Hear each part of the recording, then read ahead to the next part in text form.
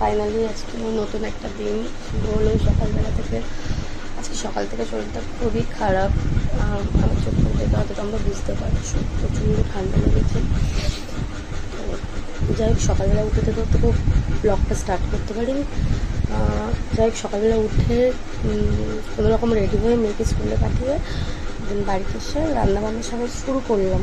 তোদেরকে দেখে দিচ্ছি আলুটা হয়ে গেছে, ঠিক আছে, তরকারিটা দেখাচ্ছি।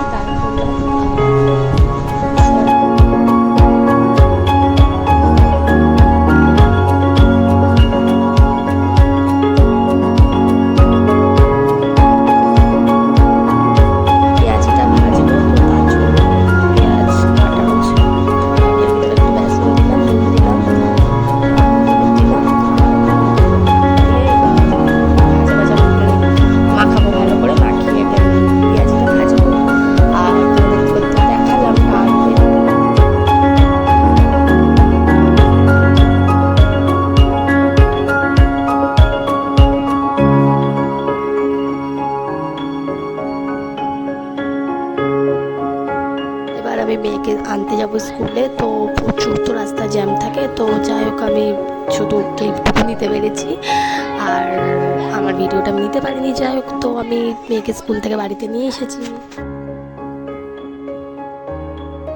আমি চা বসিয়ে দিয়েছি, চাটা খাবো, খেয়ে আমি এবার দোকানে চলে যাব। আমার চা রেডি হয়ে গেছে,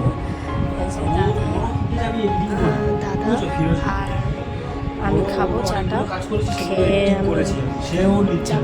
দোকানে যাবো।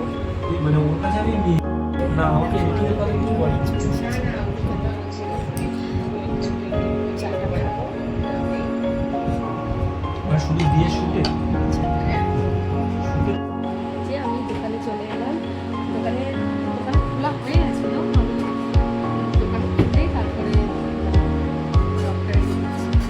যাই হোক কাজকে একটু পুজো দেবো, ঠাকুরের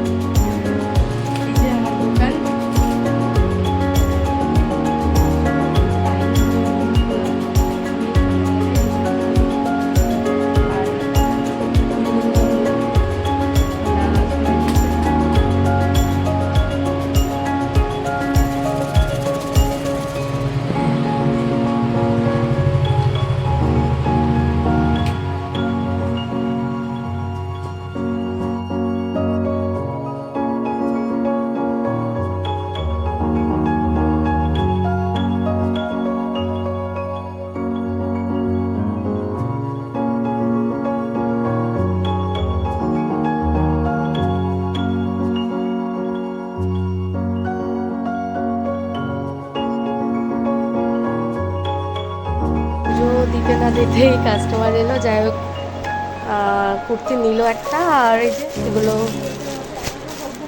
সব গুছালাম। আর এই যে আমার চেলা চামুনটা যে বসে রয়েছে পুতুল ধরে, আরে আর একজন, এই তোকে ঘুমাতে আসিস? ইনি তো এখানে পাহারা দেওয়ার নামে ইনি ঘুমাতেই আসে। এনার আর কাজ কি, এনার শুধু কাজ শুধু ঘুমানো, কাউকে দেখে চিল্লায় না, কিছু করে না।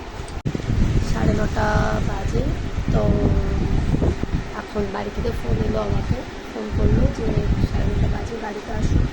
তো আমি বললাম ঠিক আছে যাচ্ছি, একটুখানি বান্ধবীর কাছে যাবো। ও ফোন করলো, ওকে একটু দেখতে যাবো না, আমরা রোজই একটু আড্ডা মারি আর কি। দোকান আমি বন্ধ করে ওর বাড়িতে একটু যাই, গল্প আধা ঘন্টা মতো গল্প করে চলে আসি।